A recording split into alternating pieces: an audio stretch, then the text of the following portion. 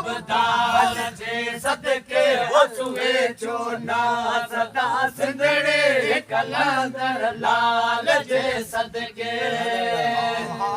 भले कन्ना सिंधवारा भले कन्ना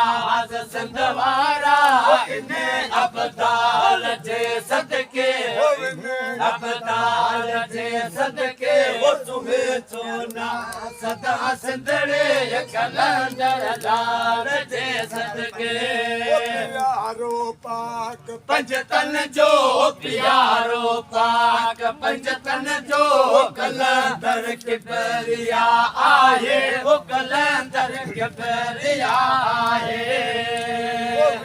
महरान मो मोड़े बियो महरान मो मोड़े इने आधार जे सदके आधार जे सदके सुहे चोना सदा सिंधड़े कलंदर लाल जे सदके भले कन्ना नाज सिंधवारा भले कन्नाज सिंधवारा इने अबदाल जे सदके अबदाल जे सदके सुहे चोना सदा सिंधड़े कलंदर लाल बलोचिस्तान सिंध सरहद बलोचिस्तान सिंध सरहद तोड़े पंजाब जा सूबा तोड़े पंजाब जा सूबा मलंग मस्तान हर जाए मलंग मस्तान हर जाए घुमन घड़ियाल जे सदके घुमन घड़ियाल जे सदके सुहे चोना सदा सिंधड़े कलंदर लाल जे सदके भले कन्ना नाज सिंधवारा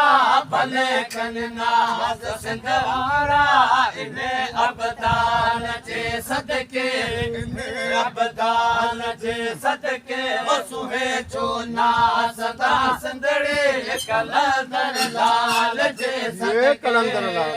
जो महबूब मौला जो मिठो महबूब मौला जो आयो माधार मरवांदे वो आयो माधार मरवांदे तने मर के न छोकरे तने मर के न छोकरे अली जे आल जे सदके अली जे आल जे सदके सुहे चोना सुहे चोना सुहे चोना सुहे चोना सदा सिंधड़े कलंदर लाल जे सदके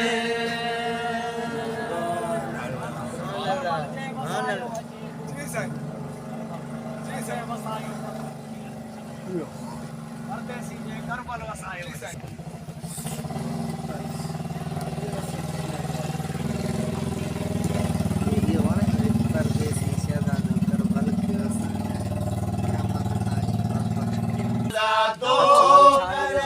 भल के वसायण आयो क्या मन गाए पट के मन प्राण पायण आयो तुम सलोहा तेरा मुबारक हथ गाना तेरा मुबारक तुम सलोहा तेरा मुबारक हथ गाना तेरा मुबारक अकबर कासम जेड़ा असगर असगर कासम जेड़ा घोट कुआयण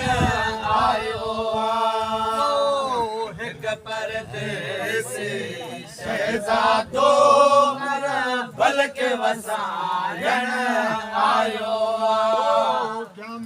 ताई पर पट के गुलजार बनाए जुगर जुगर आयो सूरी के पी सेज तो जाने को शान सुजाने सूरी के सेज तो जाने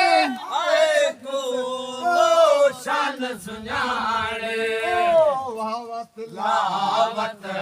तीरन जे है वावत लावत तीरन जे गान ॿुधाइण आयो हिक परदेसी शहज़ादो कर भलक वसाइण आयो क़यामत ताईं बरपत खे गुलज़ार बनाइण आयो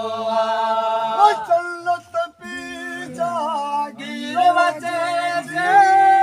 गुलाम नबी वट दामन ते जे जन्नत पी जागीर जे जे गुलाम नबी वट दामन ते जे निठत मैसर नग पवंदस है निठत मैसर नग पवंदस कार बचाइण आयो क़यामत ताईं बरपत खे गुलज़ार बनाइण आयो तुझी ज़रूरत आना ना कर भलक वसाइण कम मुंहिंजो सिर ते धड़ कर भल में